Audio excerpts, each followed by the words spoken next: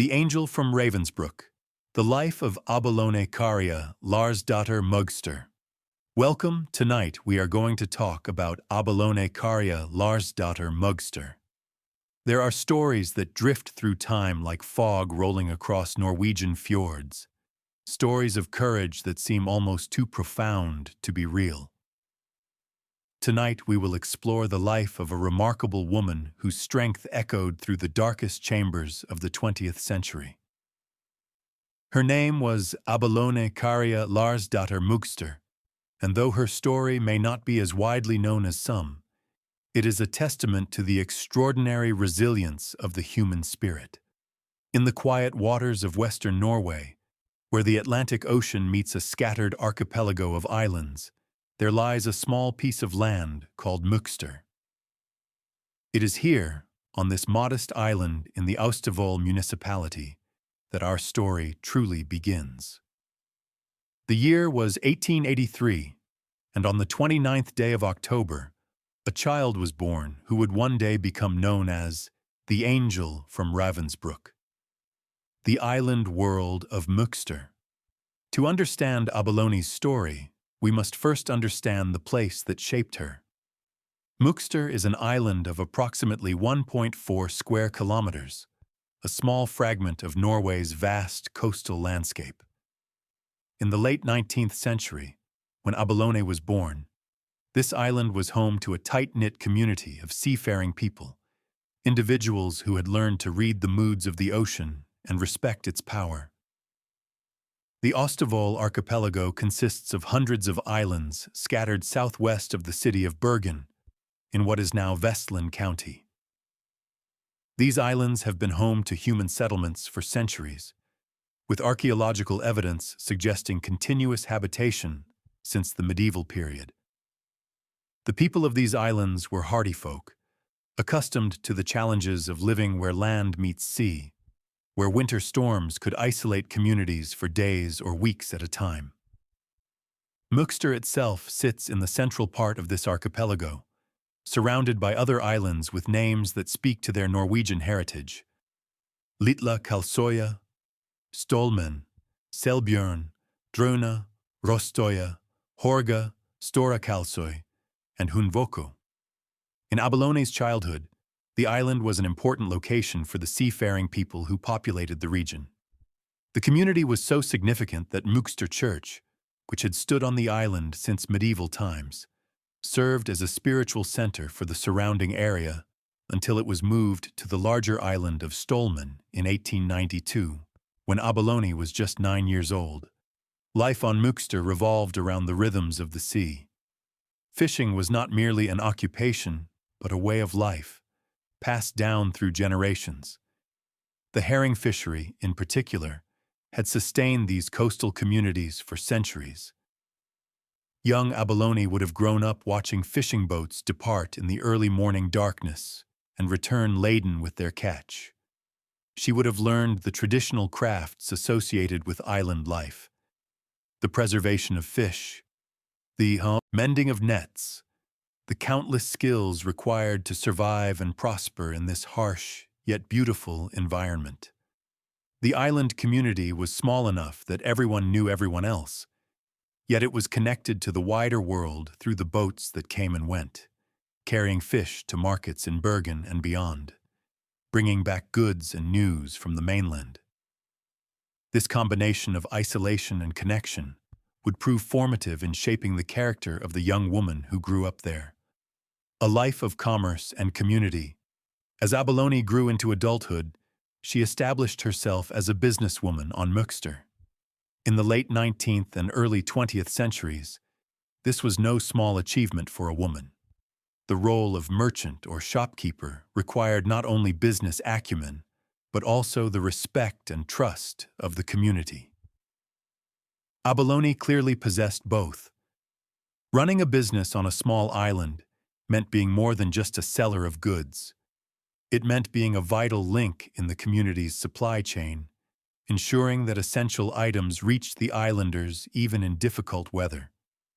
It meant extending credit to families during lean times, celebrating with them during prosperous seasons. A merchant in such a community was not merely a business person, but a pillar of the social fabric. The Møkster family name itself carried weight in the region. Over the years, various members of the Møkster family would make their mark in different fields. In the 20th century, the name would become associated with shipping and maritime enterprise, with Simon Møkster founding a successful shipping company in 1968.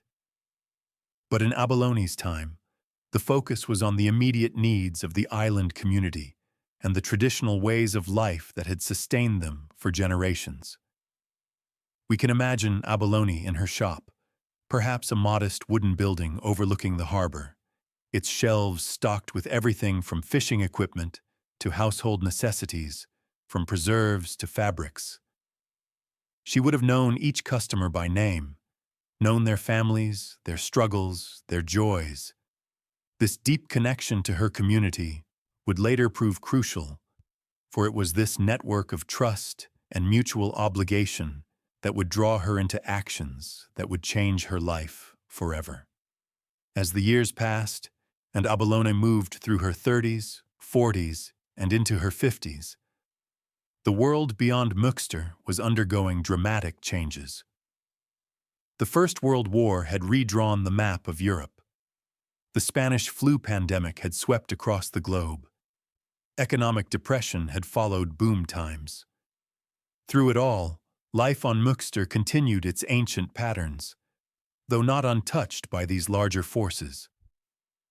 By the 1930s, Abelone was in her 50s, a woman of established reputation and steady presence in her community. She had lived through decades of change, seen the world transform in ways that would have been unimaginable in her childhood. But nothing could have prepared her, or anyone, for what was about to come. The gathering storm. In 1933, far to the south in Germany, Adolf Hitler came to power. At first, this might have seemed a distant concern to the people of a Norwegian island. Norway had maintained its neutrality during the First World War and hoped to do so again if conflict arose. The country's geographical position, its lack of strategic resources that other nations might covet, and its historically peaceful stance in international affairs all seemed to suggest that Norway might remain aloof from European troubles. But history had other plans. On the 9th of April 1940, the quiet of the Norwegian spring morning was shattered by the sudden invasion of Nazi Germany. Operation Weserübung, the code name for the German invasion of Norway and Denmark, unfolded with shocking speed and coordination. By the end of that single day, 8 strategic Norwegian cities had fallen to German control. The massive assault by land, sea, and air was the first combined operation of its kind in military history, and it left the Norwegian people stunned and reeling. King Haakon VII and the Norwegian government were forced into exile, eventually establishing themselves in London. Despite support from British, French, and Polish allies, Norwegian resistance crumbled within 2 months. By June of 1940, Norway found itself under German occupation, an occupation that would last 5 long years. For the people of Møkster and the surrounding islands, the occupation brought profound changes. German forces established control over Norway's strategic coastline, installing fortifications and monitoring stations. The fishing industry, so vital to coastal communities, came under German oversight. Young Norwegian men faced pressure to work for the German war machine or risk punishment. The comfortable rhythms of life were disrupted by the presence of an occupying power that viewed Norway primarily as a strategic asset in its larger war aims. But Norwegian pride ran deep. Almost immediately, resistance began to form. It took many shapes. Some military, some civilian, some overt, some deeply covert. The Norwegian resistance movement would eventually involve hundreds of thousands of people in various capacities, from armed combat to intelligence gathering, from sabotage to the dangerous work of helping people escape to neutral Sweden or to Britain. The resistance was so widespread and so carefully organized that close family members were often unaware of each other's involvement until after the war. This discretion was necessary because the consequences of discovery were severe. The German occupiers, particularly the Gestapo, dealt harshly with anyone suspected of resistance activities. A choice made in conscience. By 1942, Abelone was 58 years old. For most people, this would be a time of life to seek quiet and security, to avoid risk and controversy. But Abelone, like so many Norwegians, found that she could not stand by while her country suffered under occupation. The specifics of how she became involved in resistance activities are not fully documented, but we know that she and her brother, Karl Møgster, known as Old Loss Møgster, began helping Allied personnel escape from German-occupied Norway to Great Britain. This was extraordinarily dangerous work. The Norwegian coast, with its thousands of islands and protected waterways, had long been a highway for those who knew how to navigate it. The Shetland bus operation, as it came to be known, used fishing boats to ferry refugees, resistance fighters, and Allied servicemen between Norway and the Shetland Islands in Scotland. These small boats, crewed by brave Norwegians, made countless crossings despite the threat of German patrol boats, mines, and the savage North Sea weather.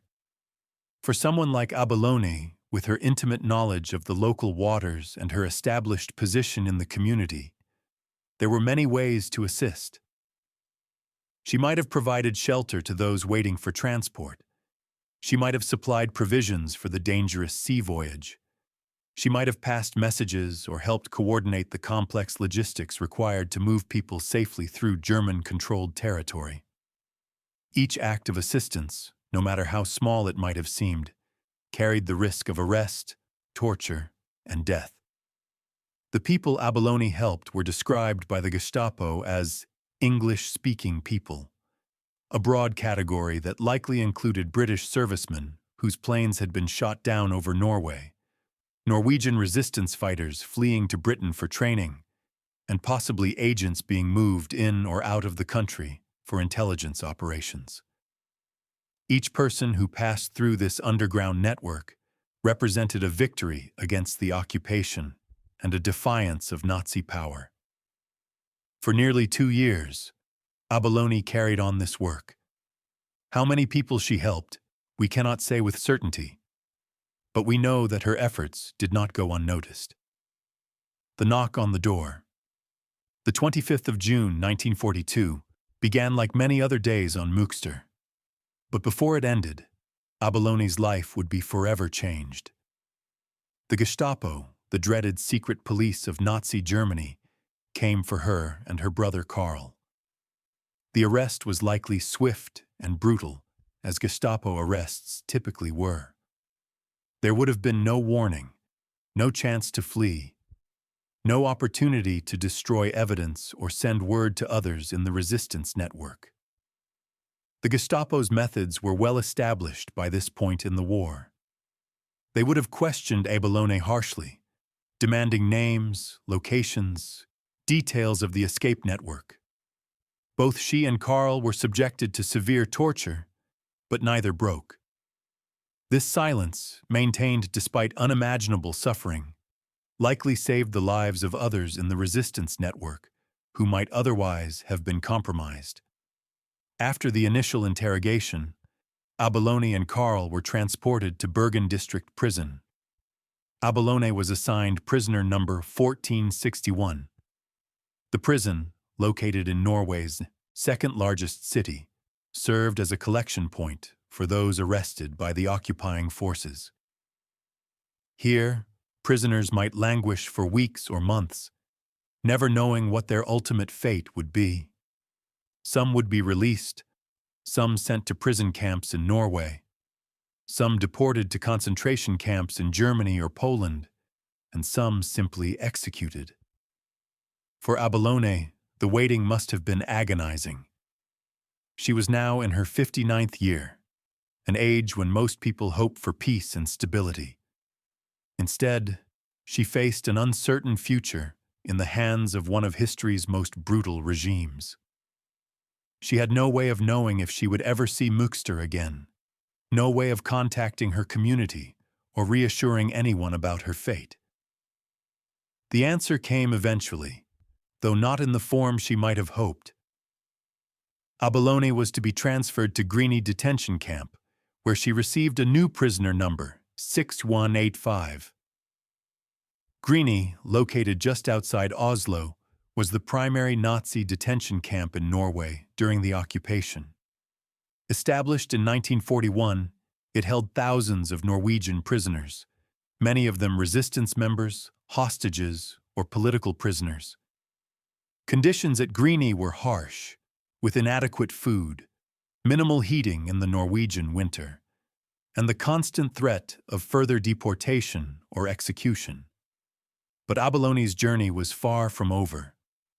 The Nazis had special plans for prisoners like her, individuals whom they viewed as particularly dangerous or as examples to be made. She was marked for a program that would attempt to make her disappear from the face of the earth, to be erased as if she had never existed. Into the night and fog. In December of 1941, Adolf Hitler had signed a directive with a name drawn from Germanic mythology and Wagner's opera Das Rheingold. He called it Nacht und Nebel, which translates to night and fog. This decree represented a new level of calculated cruelty in the Nazi system of repression. The Night and Fog Decree targeted resistance fighters and political opponents in occupied Western European countries: France, Belgium, the Netherlands, Luxembourg, Denmark, and Norway. The logic behind it was chilling in its cold brutality. Hitler and his commanders had observed that when they executed resistance fighters publicly or imprisoned them with known sentences, these individuals often became martyrs.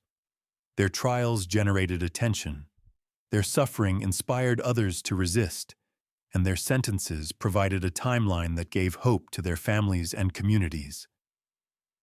The Night and Fog program sought to eliminate these outcomes through a strategy of terrifying uncertainty. Prisoners arrested under this decree would be transported to Germany in secret. Their families would receive no information about where they had been taken, whether they were alive or dead, or what crimes they were accused of committing.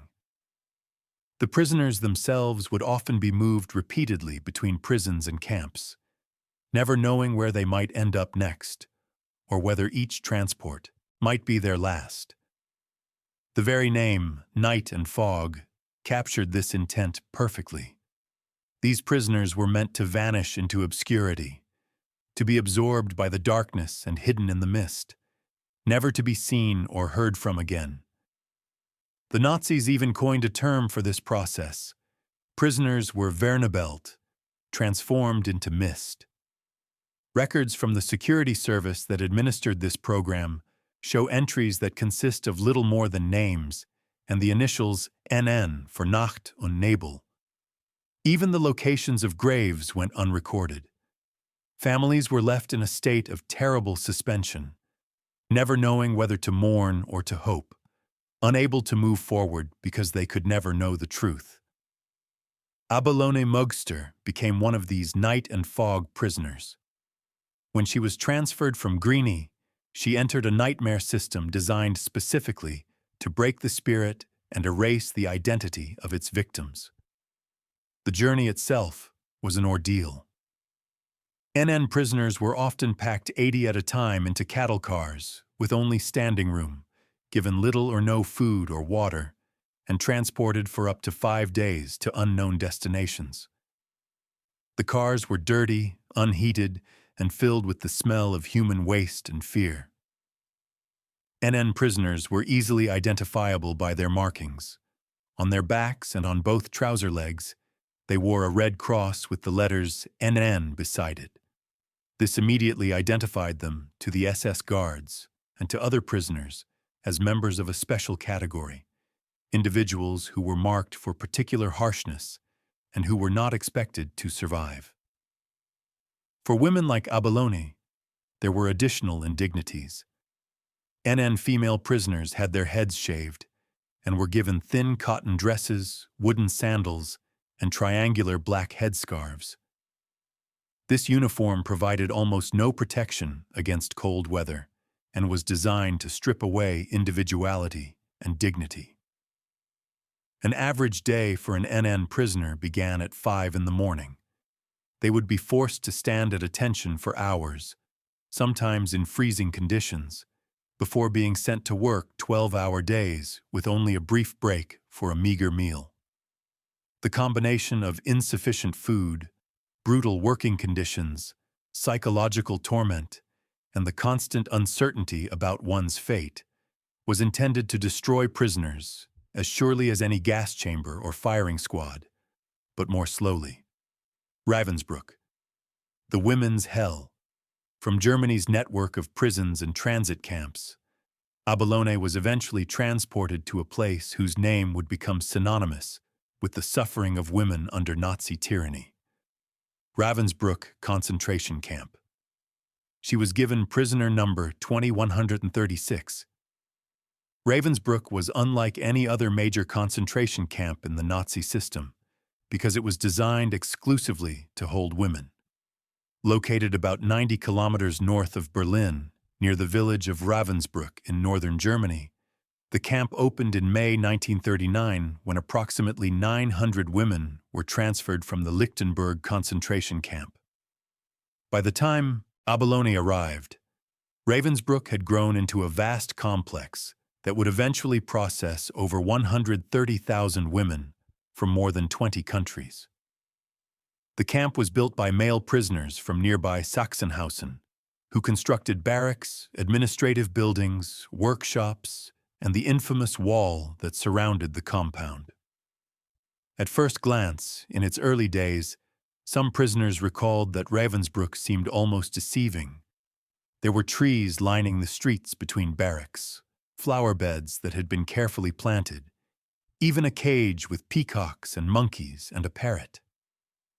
This facade of normalcy was a cruel mockery of the reality that would soon become apparent to every prisoner who passed through its gates.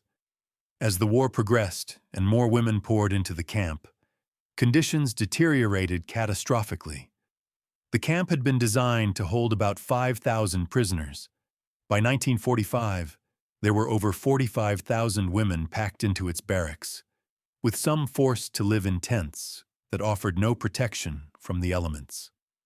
Overcrowding meant that sanitation facilities became hopelessly inadequate. Disease spread rapidly through the cramped quarters. The already minimal food rations had to be stretched even thinner, meaning that starvation became a constant companion. The women of Ravensbruck came from every corner of Nazi-occupied Europe. The largest single group was Polish women, who comprised about 37% of the total. 21% came from the Soviet Union. 18% were from Germany and Austria. Smaller numbers came from France, Belgium, Czechoslovakia, Hungary, the Netherlands, and many other nations.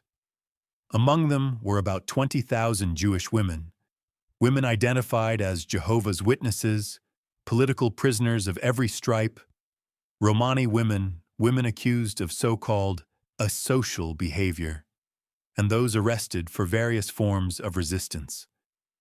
Each category of prisoner wore a different colored triangle on their uniform to identify their designation.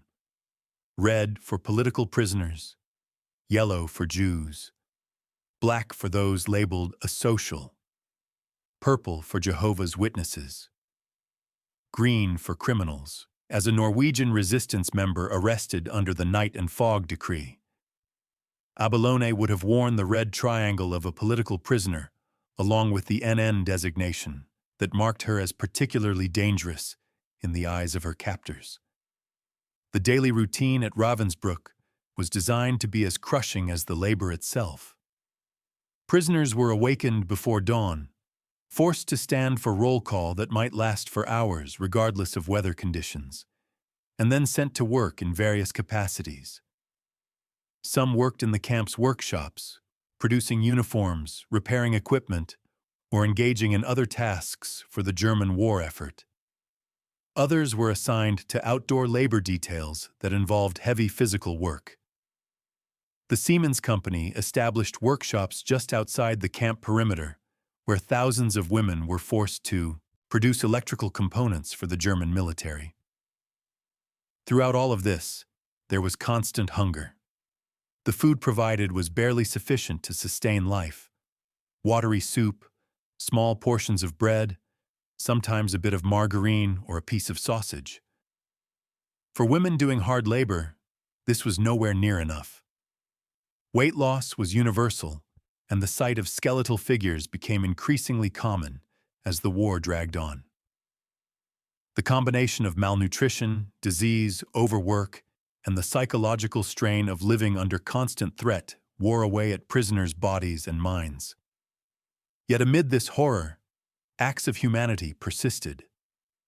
Women shared what little they had with those worse off. They formed friendships that provided emotional support in the darkest times. Some created art, poetry, and music in whatever scarce moments of rest they could find. There were even cookbooks created in Ravensbruck, where starving women would share recipes and memories of the meals they had once prepared, finding a strange comfort in remembering and planning for a future they hoped would come. One of the most infamous aspects of Ravensbruck was the medical experiments conducted on prisoners. Beginning in the summer of 1942, SS doctors selected primarily young Polish women to be subjects in experiments designed to test treatments for battlefield wounds. These women, who came to be known as the rabbits because of the way they hopped after their operations, were subjected to deliberate infections, bone transplants, amputations, and other horrific procedures, often without anesthesia. Many died. Those who survived bore physical and psychological scars for the rest of their lives. The camp also included a building called the bunker, which served as a prison within the prison. Here, women accused of infractions were subjected to solitary confinement, torture, and various forms of psychological torment. Some were simply executed. Next to the main camp, the Nazis established the Uckermark Juvenile Protective Custody Camp for girls as young as 14. The conditions there were equally brutal, and many of these young people did not survive. It was in this environment of calculated cruelty and systematic dehumanization that Abelone Møgster found herself.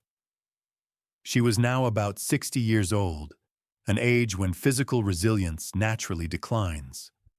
The combination of torture she had endured during her initial arrest, the harsh conditions of her imprisonment in Norway, the terrible journey to Germany, and now the daily grind of Ravensbruck would have tested anyone to their absolute limit. The angel emerges. Despite everything she endured, or perhaps because of it, Abelone became known among her fellow prisoners by a remarkable name, the Angel from Ravensbruck. This title was not given lightly or for small reasons. It spoke to something fundamental about her character, something that neither torture nor imprisonment nor deprivation could destroy. In the world of the concentration camp, where every day was a struggle for survival, and where the instinct for self-preservation could override every other consideration, acts of kindness took on profound significance. Sharing a bit of bread when you were yourself starving. Offering comfort to someone in despair when you had every reason to despair yourself. Standing up for others when doing so brought risk to yourself. These were the actions that earned Abelone her nickname. We can imagine what this might have looked like in practice. Perhaps Abelone, drawing on her experience as a businesswoman and community leader, helped organize the women around her to share resources more efficiently. Perhaps she used her age and presence to mediate disputes that might otherwise have escalated dangerously. Perhaps she drew on the inner strength that had sustained her through torture, to help others find their own strength. In the camp hierarchy, older women often took on roles as mother figures or counselors, offering wisdom and emotional support to younger prisoners who were terrified and far from home. Abelone, with her decades of life experience and her demonstrated courage, would have been a natural for such a role. Her very presence, unbowed despite her age and circumstances, would have been a form of resistance, a living reminder that human dignity could persist even in hell. There is a particular quality that emerges in some people when they face extreme adversity. Rather than being crushed by it, they seem to become more fully themselves, as if the pressure has burned away everything superficial and left only their essential character. This appears to have been true of Abelone. In the worst place imaginable, she became known not for her suffering, but for her ability to help others endure theirs. The fact that she was a night and fog prisoner made her situation even more precarious. NN prisoners were marked for special harsh treatment. They received no letters or packages from home, no official recognition that they even existed. The Nazis intended that they should simply vanish, forgotten by the world. Yet somehow, through force of character, Abelone made herself unforgettable to those who knew her in the camp. Transfer to death. As 1944 turned into 1945, the Nazi regime was crumbling. The Soviet armies were advancing from the east, having pushed the Germans back across vast distances. The Western Allies had successfully landed in Normandy on D-Day and were fighting their way across France and toward Germany itself. The carefully constructed empire that Hitler had envisioned as lasting 1,000 years was collapsing after barely a dozen. But this brought new dangers to concentration camp prisoners rather than relief. The SS, unwilling to allow the camps to be liberated with prisoners still alive to tell their stories, began a series of death marches and transfers designed to move prisoners deeper into territory still under Nazi control, and often to eliminate them entirely. For Abelone, this meant another transfer, this time to what was arguably the most infamous concentration camp in the entire Nazi system, Mauthausen. The timing is recorded as the turn of 1944 into 1945, placing it sometime in the harsh Austrian winter. Mauthausen was located in Upper Austria, on a hill overlooking the Danube River near the town of Mauthausen itself. It had been established in August 1938, making it one of the earliest concentration camps built after Austria's annexation by Germany. Unlike some camps that evolved over time, Mauthausen was from the beginning classified as a Category 3 camp, the highest security level, designated for prisoners deemed incorrigible, and for whom return is undesirable. This classification was essentially a death sentence. Mauthausen and its associated subcamps, particularly Gusen, were known throughout the camp system as places from which few returned. The camp was built next to granite quarries, and the primary work assigned to prisoners was the back-breaking labor of extracting and moving massive stone blocks. The stone was used for various construction projects, including the grandiose buildings that Hitler envisioned for his Reich. The most infamous feature of Mauthausen was the Stairs of Death, 186 steep steps carved into the granite from the bottom of the quarry to the top. Prisoners were forced to carry massive stone blocks up these stairs, sometimes doing so dozens of times per day.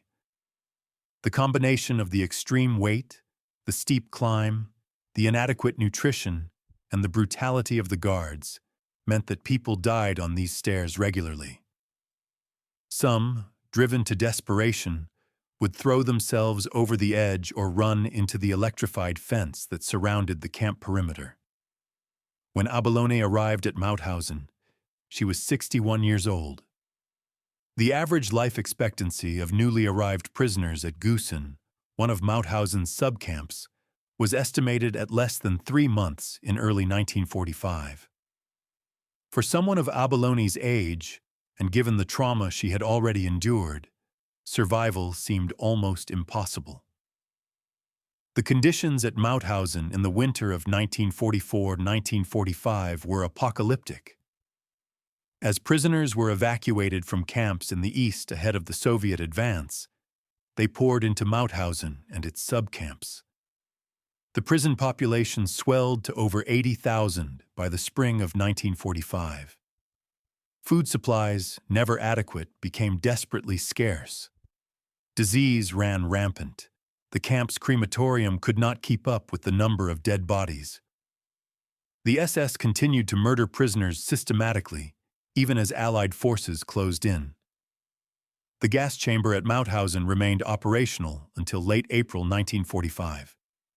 Prisoners who became too weak to work were selected for execution.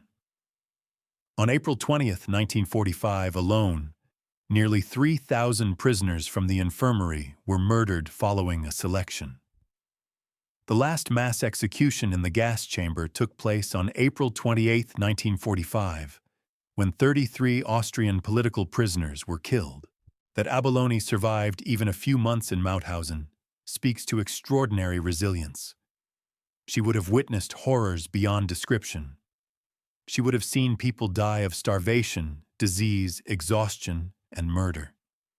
She would have known that at any moment she could be selected for the gas chamber or simply work to death in the quarries. Yet she persisted, holding on to life with determination that must have seemed superhuman. Hope arrives on white buses. As April 1945 progressed, a remarkable drama was unfolding across Nazi-occupied Europe. A Swedish aristocrat named Count Folke Bernadotte, serving as vice president of the Swedish Red Cross, had been engaged in a series of dangerous negotiations with high-ranking Nazi officials, including Heinrich Himmler himself. The backstory to these negotiations was complex. Neutral Sweden had maintained diplomatic relations with Germany throughout the war while also quietly supporting the Allies in various ways. As the war turned decisively against Germany, Himmler began to seek ways to negotiate with the Western Allies, hoping perhaps to split them from the Soviet Union and save something from the wreckage of the Nazi state. Bernadotte's initial mission in February 1945 was to secure the release of Scandinavian prisoners from German concentration camps. He met with Himmler multiple times, and through a combination of diplomatic pressure, implied threats, and exploitation of Himmler's desperate position, gradually expanded the scope of the rescue operation. The plan that emerged involved what would come to be known as the White Buses. The Swedish Red Cross assembled a fleet of buses and other vehicles, all painted white with large red crosses on their sides and roofs so they would not be mistaken for military vehicles by Allied aircraft. The mission required approximately 300 volunteers, mostly Swedish military personnel who took leaves of absence to participate in this humanitarian operation. Starting in early March 1945, these white buses began making runs into Germany to collect prisoners from various concentration camps. Initially focused on Danish and Norwegian prisoners, the operation quickly expanded to include people of all nationalities. The buses would collect prisoners and transport them through still dangerous German territory to Denmark, from where they could be ferried to safety in Sweden. The operation was extraordinarily risky. The buses had to drive through active war zones. Allied planes, not always able to distinguish the white buses from military vehicles, attacked some convoys, killing drivers and passengers. German authorities, even in their final weeks of power, could have halted the operation at any time. The coordination required to move thousands of people across hundreds of kilometers of chaotic, war-torn territory, while the Nazi regime collapsed around them, was immense. In mid-March 1945, Folke Bernadotte met with Himmler for what would be one of their final meetings. By this point, Himmler's position was desperate. The German military situation was catastrophic. Soviet forces were closing in from the east. American, British, and French forces were advancing from the west. The war was clearly lost, and Himmler knew it. In a last, futile attempt to save himself and perhaps score points with the Western Allies, he granted Bernadotte permission to evacuate basically anyone the Swedes wanted to take. Among the camps designated for evacuation was Mauthausen. In the chaotic final days of the camp, as SS guards began to abandon their posts and the sound of American artillery grew closer, the white buses arrived to collect the last prisoners that could be saved. Abelone Møgster was among them. After years of imprisonment, after torture and starvation, and witnessing countless deaths, after surviving 2 of the Nazis' most brutal concentration camps, she was loaded onto one of the white buses. The journey north through a disintegrating Germany must have seemed surreal. For years, she had lived in a world of barbed wire and guard towers, where every day might be your last. Now she was riding in a bus painted white, with the symbol of the Red Cross, driven by Swedish volunteers who were risking their lives to save hers. The convoy had to navigate through a landscape of destruction. German cities were in ruins from Allied bombing. Roads were clogged with refugees fleeing the advancing Soviet army. German military units, some still fighting, others simply trying to surrender or escape, crowded the highways. There was constant danger that the convoy might be attacked, either deliberately or by mistake. But somehow, the white buses made it through. They reached Denmark, where ferries waited to take the survivors across to Sweden. And there, finally, Abelone found herself in a free country, surrounded by people who would care for her rather than abuse her, in hospitals and recovery centers where the focus was on healing rather than inflicting harm. Liberation and its aftermath. The evacuation of concentration camp survivors to Sweden was only the beginning of their journey back to life. Many of the people who arrived on the white buses were in catastrophic physical condition.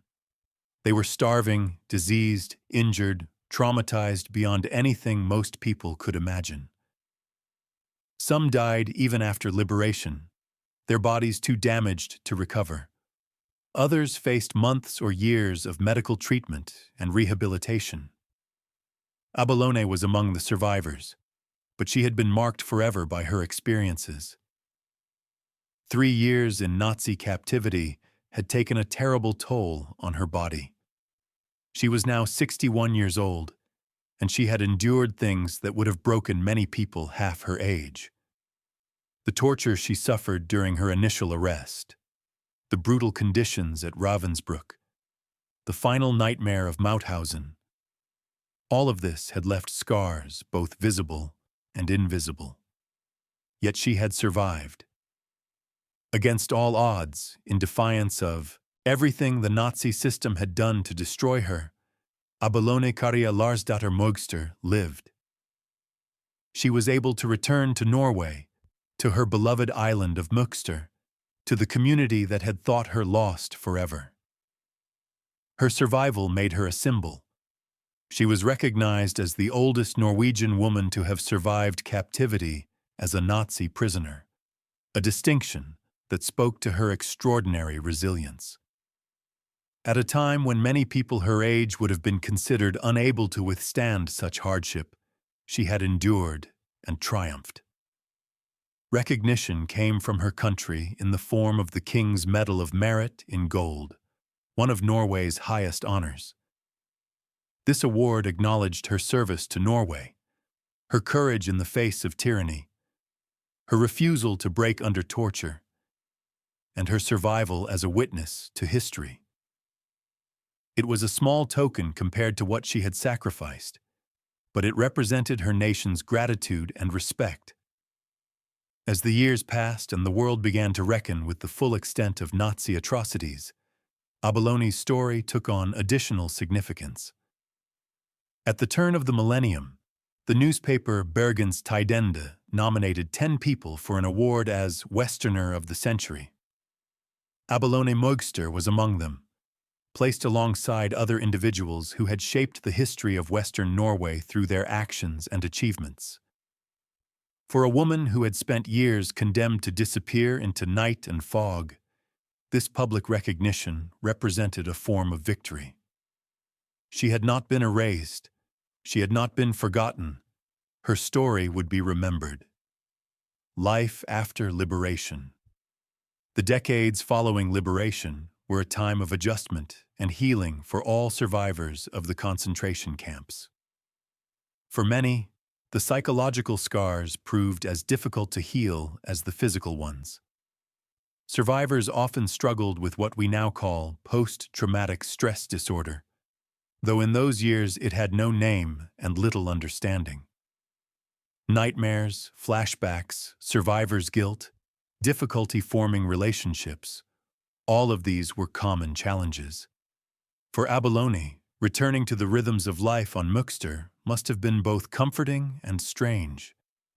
The island had not changed much during the war years, though of course nothing could ever be quite the same after such experiences. She resumed her place in the community, a community that had mourned her as lost and now celebrated her miraculous return. We can imagine what it must have been like for her to walk again on the familiar shores of her island, to smell the sea air, to see the birds wheeling overhead in freedom, to hear Norwegian spoken without fear, to go to sleep at night knowing she would not be awakened for roll call at dawn. These simple pleasures, which most people take for granted, must have seemed almost unbearably precious to someone who had spent years deprived of them. The post-war years in Norway were a time of rebuilding and reckoning. The country had to repair the physical damage caused by 5 years of occupation. Roads, bridges, buildings, all had to be reconstructed. The economy had to be revived. But there was also psychological and spiritual rebuilding to be done.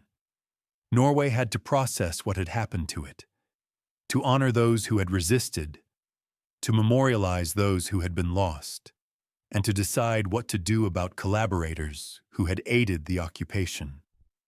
In this context, survivors like Abelone played an important role. Their very existence was a testament to Norwegian resistance and resilience. Their stories, when they could bear to tell them, educated new generations about the true nature of Nazi tyranny and the price of fighting it. Many survivors were reluctant to speak about their experiences, the memories too painful, the trauma too fresh.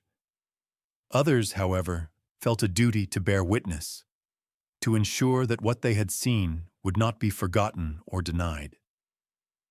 Abelone lived on for 30 years after her liberation. 3 decades in which she could watch as Norway rebuilt itself into a prosperous, peaceful nation. She saw the creation of the United Nations, the beginning of the Cold War, the establishment of the welfare state in Scandinavia, the rise of modern technology, and countless other changes that transformed the world she had been born into. She died on November 25, 1975, at the age of 92. That she lived to such an age, given what she had endured, is itself remarkable. Many concentration camp survivors died young, their bodies too damaged by their experiences to enjoy normal lifespans. That Abelone lived into her 90s suggests not only physical resilience, but a will to live that persisted through everything. The legacy of courage.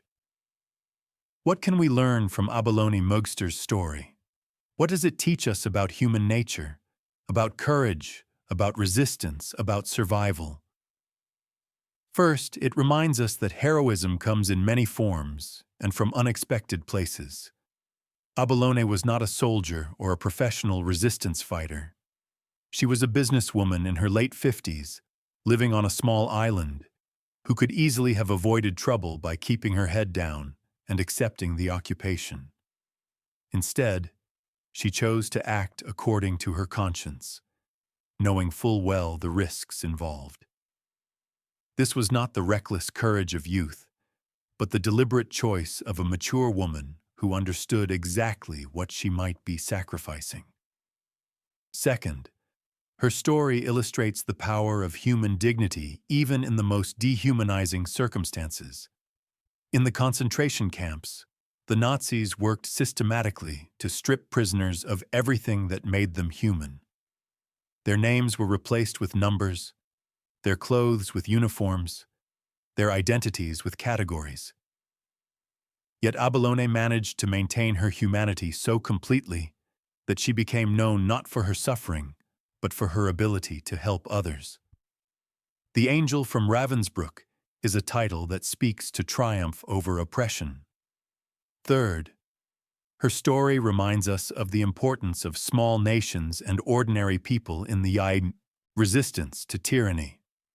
The great narrative of World War II often focuses on major battles, famous generals, pivotal decisions made by powerful leaders.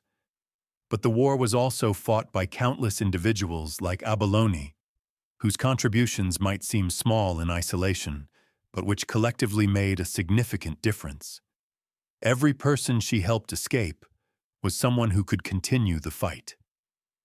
Every day she survived was a day the Nazis failed to break her.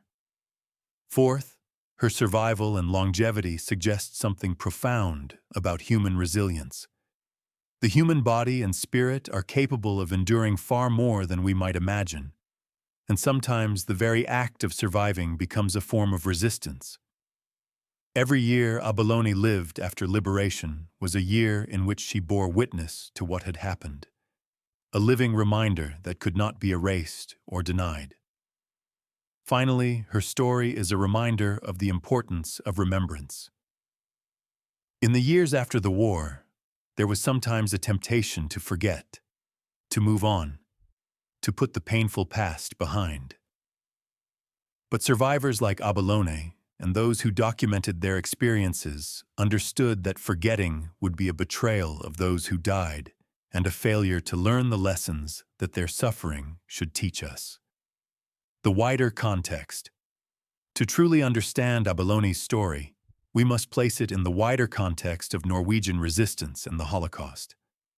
Norway's experience during World War II was in some ways unique, but it also shared common elements with other occupied countries. The Norwegian resistance movement was remarkably successful and widespread. By the end of the war, the underground home forces, Hjemmestyrken, numbered some 40,000 trained and equipped soldiers, a remarkable figure for a country with a population of less than 3 million. Military resistance groups like Milorg and intelligence organizations like XU worked closely with the Allied forces, providing vital information and conducting sabotage operations that hindered German military efforts. But the resistance was not only military. Civilian resistance took many forms. Teachers refused to join the Nazi-controlled teachers' organization, leading to arrests, but also to the ultimate failure of Nazi attempts to control education. Church leaders spoke out against Nazi ideology and racial policies. Businesses engaged in quiet sabotage of production meant for the German war machine.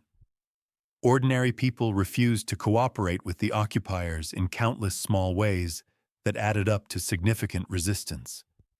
The sea routes between Norway and Britain became a vital lifeline, with small boats making dangerous crossings to ferry refugees, agents, and intelligence. These routes were operated by brave sailors who knew that capture meant death, but who continued their missions throughout the war. Abelone's work in helping English-speaking people escape was part of this larger network, a network that saved countless lives and dealt significant blows to the German occupation.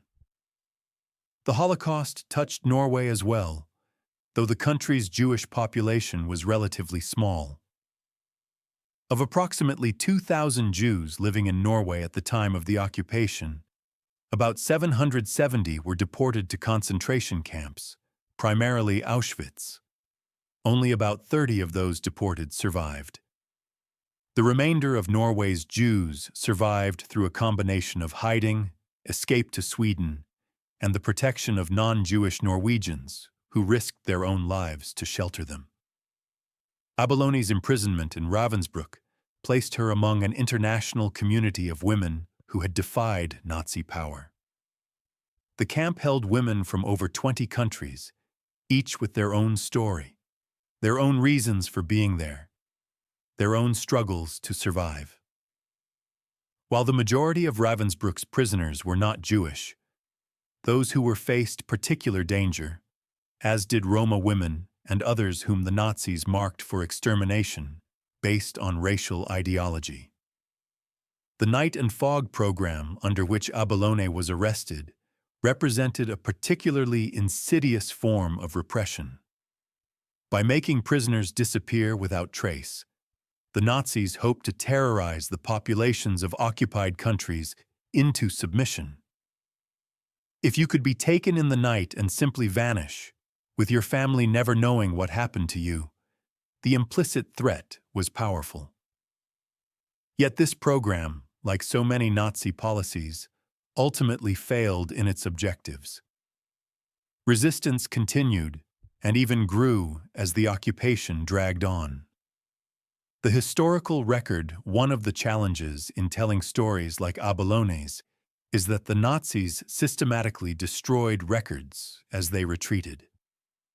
Camp files were burned, prisoners' identities were obscured, graves went unmarked. They did this deliberately, attempting to erase the evidence of their crimes and the identities of their victims. This means that for many prisoners, including night and fog deportees, the historical record is fragmentary. What we know of Abelone's story comes from several sources: official Norwegian records documenting her arrest and imprisonment, the partial records that survived from Ravensbruck and Mauthausen, testimony from other survivors who knew her, and the documentation from the White Buses operation that recorded her evacuation. Each of these sources provides pieces of the puzzle, but none gives us the complete picture. This fragmentary nature of the record is itself historically significant. It reminds us that for every story we can tell with some detail, there are countless others that remain untold or only partially known. The 6 million Jews murdered in the Holocaust each had a story, a life, relationships, hopes, and dreams. The same is true for the millions of other victims of Nazi persecution: the Roma, the disabled, the homosexuals, the political prisoners, the prisoners of war, the resistance fighters. Most of their stories are lost, surviving only as names in lists or numbers in statistics, if they survived at all. This makes the stories we can tell, like Abelone's, even more precious. They stand as representatives, helping us to understand not just one individual's experience, but the larger patterns of persecution, resistance, and survival that characterized this dark period of human history. Lessons for our time. Abelone Møgster's story, while rooted in a specific historical moment, carries lessons that remain relevant today. We live in a world where authoritarianism has not disappeared, where human rights remain fragile, where ordinary people still sometimes face the choice of whether to resist injustice at great personal risk. Her story reminds us that age is no barrier to courage. She was nearly 60 when she began her resistance work, an age when many people focus on safety and comfort. Yet she chose action over safety, principle over comfort. In our own time, when we often celebrate the activism of youth, Abelone's example reminds us that courage and moral clarity can come at any age. Her survival and her ability to help others in the camps demonstrate the power of maintaining one's humanity in inhuman conditions. In the camps, the Nazis sought to reduce prisoners to the level of animals, fighting each other for scraps, stripped of dignity and mutual care. That prisoners like Abelone maintained networks of support, helped each other, shared resources, and preserved their essential humanity was itself a form of resistance. The night and fog under which Abelone disappeared has modern parallels. Today, forced disappearances continue in various parts of the world. Political prisoners are held without trial or contact with the outside world. The tactic of making people vanish as a means of terrorizing populations did not end with the Nazis. Abelone's story reminds us why documentation, witness testimony, and international oversight are so important in preventing such abuses. Her eventual recognition by her country, through the King's Medal of Merit and nomination as Westerner of the Century, speaks to the importance of honoring those who resist tyranny. Societies need heroes, not in the comic book sense, but in the sense of people whose actions demonstrate what ordinary humans can achieve when called upon to be extraordinary. By honoring people like Abelone, Norway sent a message about the values it holds dear and the kind of behavior it wants to encourage in future generations. The meaning of angel. Let us return to that remarkable nickname, the angel from Ravensbruck. What did it mean to be an angel in hell? Angels, in religious tradition, are messengers and protectors, beings of light who intervene on behalf of humans in times of need. In the darkness of Ravensbruck, where death was everywhere and hope seemed impossible, Abelone apparently provided something that other prisoners desperately needed. Perhaps it was simply kindness, the reminder that human decency had not entirely disappeared from the world. Perhaps it was practical, help, sharing food or medicine or information that could mean the difference between life and death. Perhaps it was emotional support, a shoulder to cry on, a voice of encouragement when despair threatened to overwhelm. Whatever form it took, it was significant enough that the nickname stuck, that decades later, people still remembered her by this title. In a place designed to strip away individuality, she made an impression. In a place designed to crush the human spirit, she helped others maintain theirs. This suggests something important about resistance to oppression. It is not only the dramatic acts of sabotage or escape attempts that matter, crucial though those are. It is also the daily choice to remain human, to care for others, to maintain dignity in degrading circumstances. Every act of kindness in the camps was a small victory over the Nazi system. Every moment of humanity preserved was a defeat for dehumanization. Abelone's status as an angel also reminds us that heroism is often about who you are, rather than what you do. The specific acts that earned her this nickname have not all been recorded, but the character that those acts revealed made a lasting impression. She could have focused solely on her own survival, as many did, and no one would have blamed her. Instead, she apparently remained attentive to the needs of others, even in the worst circumstances imaginable. The island returns.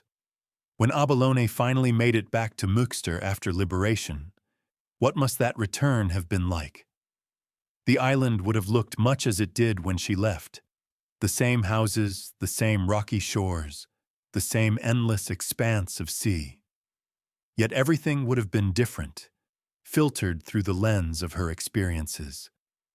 The community that welcomed her back had also been changed by the war years. Some had actively resisted the occupation. Others had simply tried to survive it.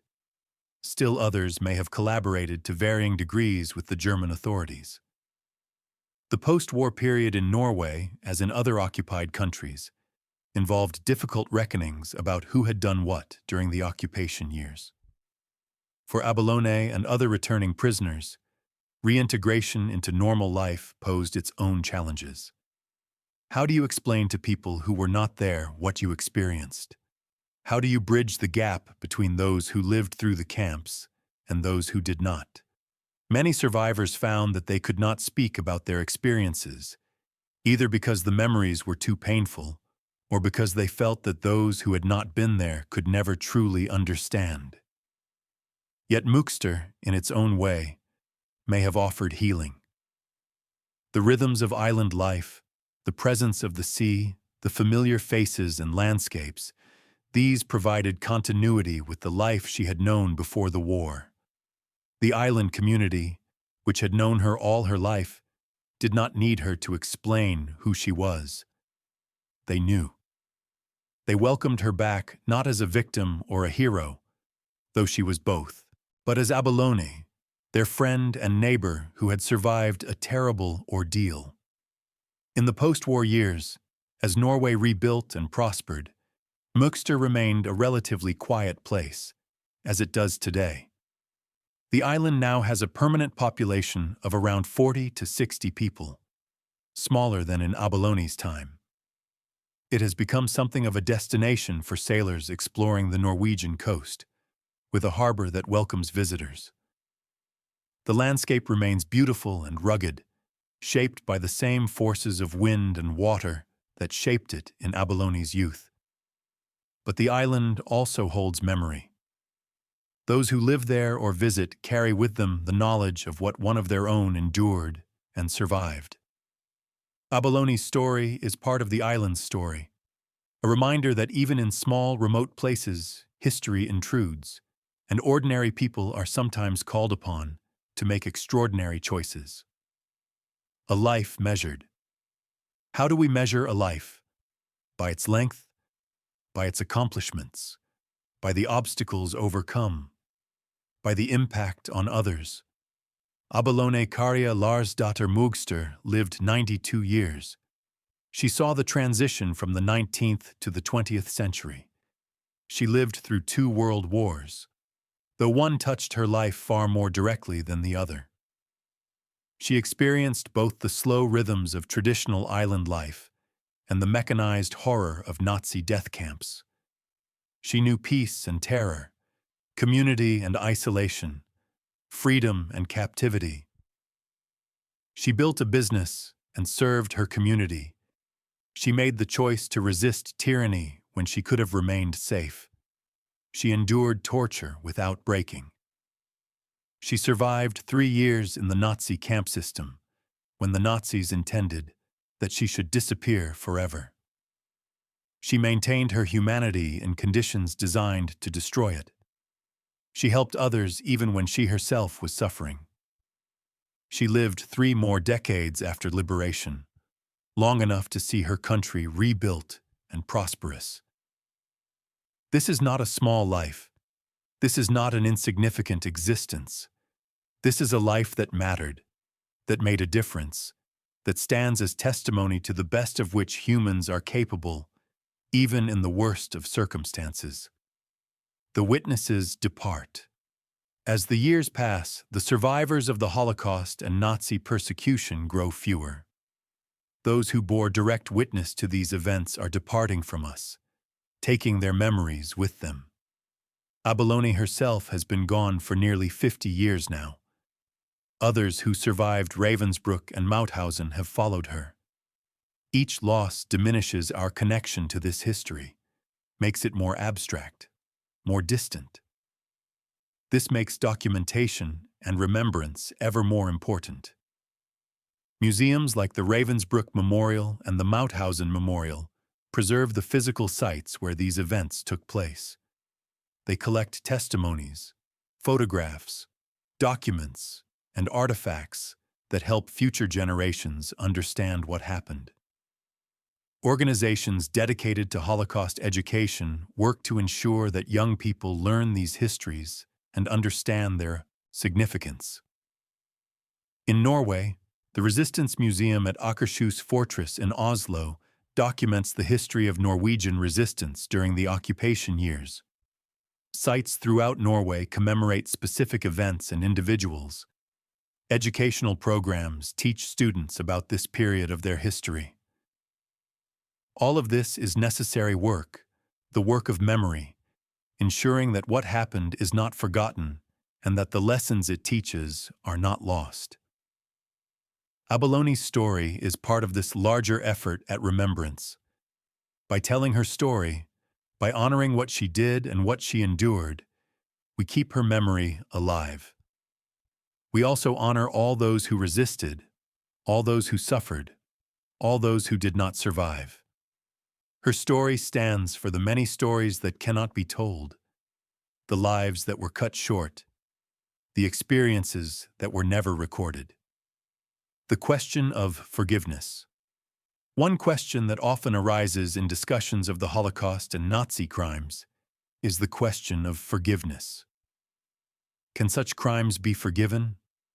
Should they be? What is the appropriate response to such massive evil?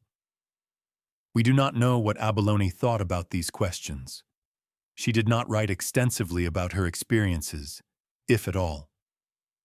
We do not have her testimony about whether she forgave her torturers or whether she believed such forgiveness was possible or appropriate. What we do know is how she lived after liberation. She returned to her community and resumed her life. She apparently did not consume herself with hatred or revenge. She lived for 30 years after the war ended, years that we can hope held peace and satisfaction. She was honored by her country and recognized by her community. This in itself suggests a form of triumph.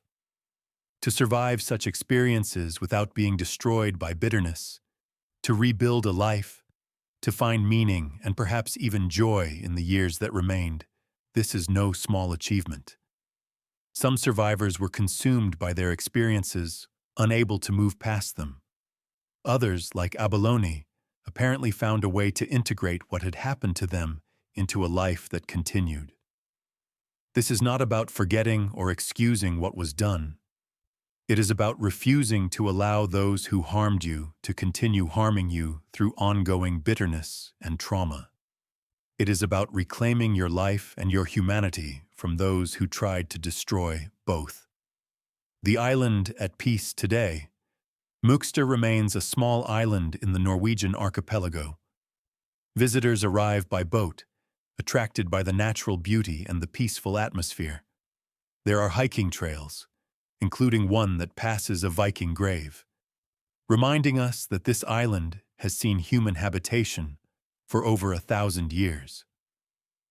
In summer, there is even a running event, with marathons and half-marathons that loop around the island. The permanent residents number perhaps 50 or 60, fewer than in Abelone's time, but still enough to maintain a community. There is a small shop and a restaurant. The harbor welcomes sailors exploring the coast. The island is connected to the larger world by regular boat service and, in our modern age, by internet and mobile phone coverage. It is, in many ways, an idyllic place, the kind of location that people from crowded cities dream about when they imagine escape to a simpler life. The sea is clean, the air fresh, the pace of life slow. Children can play safely. Old traditions are maintained. The changing seasons mark the passage of time in ways that feel ancient and eternal. Yet this peaceful island holds within its history the story of extraordinary courage and suffering. The contrast could not be greater. Between the quiet beauty of this place and the nightmare of Ravensbruck and Mauthausen, between the close-knit community of islanders and the systematic cruelty of the Nazi camp system, between the freedom of the sea and the captivity of barbed wire. This contrast reminds us that history and memory coexist with present reality. We can appreciate the beauty of Møkster today, while also honoring what Abelone endured yesterday. Indeed, perhaps we should appreciate it more, because we know what she sacrificed to preserve it. In conclusion, we began this journey with Abelone's birth, on a small Norwegian island in 1883. We have followed her through a childhood and young adulthood in a traditional fishing community, through her establishment as a businesswoman, through her choice to resist Nazi occupation, through her arrest and torture, through her years in the concentration camp system, through her miraculous survival and rescue, through her return and long life after liberation, to her death in 1975 at the age of 92. It is an extraordinary story, though Abelone herself might have seen it differently. She might have said that she simply did what needed to be done, what her conscience demanded, what any decent person would have done in her circumstances. She might have felt that there was nothing remarkable about refusing to betray her fellow resistors under torture, or about helping others in the camps, or about surviving when so many did not. But we, looking back across the decades, can see the remarkable nature of what she did and what she endured. We can honor her choices and her courage. We can learn from her example. We can ensure that her story and the stories of millions like her are not forgotten. History is made up of individual lives, individual choices, individual acts of courage or cruelty. Behind every statistic about the Holocaust, there is a person with a name, a family, a story. Abelone Karia Larsdatter Møgster was one such person.